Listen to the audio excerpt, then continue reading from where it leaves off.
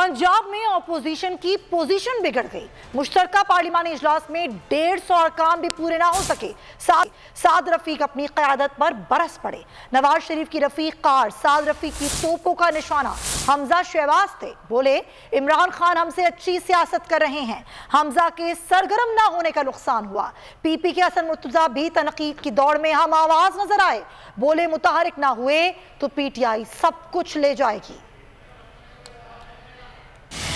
दरारें पर दूरियां बढ़ने लगी। नून लीग पीपी का पार्लिमानी इजलास शिकायत सेंटर बन गया। नवाज शरीफ के अहम रफीक साद रफीक अपनी ही जमात पर बरस पड़े। पीपी के हसन मुर्तजा ने भी खतरे की घंटी बजा दी। साद रफीक ने एतराफ किया, इमरान खान हमसे अच्छी सियासत कर रहे हैं। हमजा शहबाज सरगर्म नहीं थे, जिसकी वजह से नून लीग को पंजाब में मुश्किलात का सामना रहा। वजीर आजम से कहा है, हमजा शहबाज को कहें कि पंजाब में तगड़ी अपोजिशन करें। अगर अब कुछ न किया तो पंजाब में हमें पांव रखने की जगह भी नहीं मिलेगी। हसन मुर्तजा ने भी तनकीद में साद रफीक की आवाज से आवाज मिलाई। कहा, फाल होने की जरूरत है वरना पीटीआई सब ले जाएगी। जराये के मुताबिक इजलास में अरकान ग्रुपों की शक्ल में आए। तमाम तर कोशिशों और दावों के बावजूद नंबर्स पूरे ना हो सके। मुश्तरका इजलास में नून लीग के 145 ही हाजिर थे। पीपल्स पार्टी से हसन मुर्तजा के अलावा अली हैदर गिलानी ही आए। पार्टी क़यादत ने हर सूरत हाजिरी का कहा, मगर बेशतर ने लिफ्ट ना कराई। ऐवान में अपोजिशन अरकान की तादाद 178 है। अरकान की बददिली और गैर हाजिरी बताती है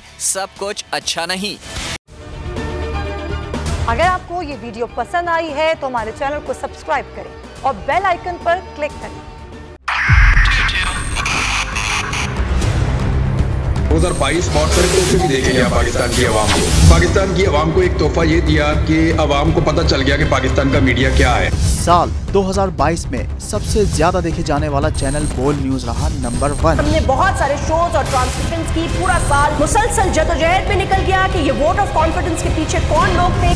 तोड़े रेटिंग के सभी रिकॉर्ड। सोशल मीडिया पर भी सबसे ज्यादा तेजी से 2.4 बिलियन व्यूज का संगे मील अबूर किया। एंकर्स को भी आवाम में सबसे ज्यादा मकबूलियत मिली और सोशल मीडिया पर भी बोल रहा सब पर भारी। सब्सक्राइब करें और बेल दबाएं ताकि कोई खबर रह न जाए।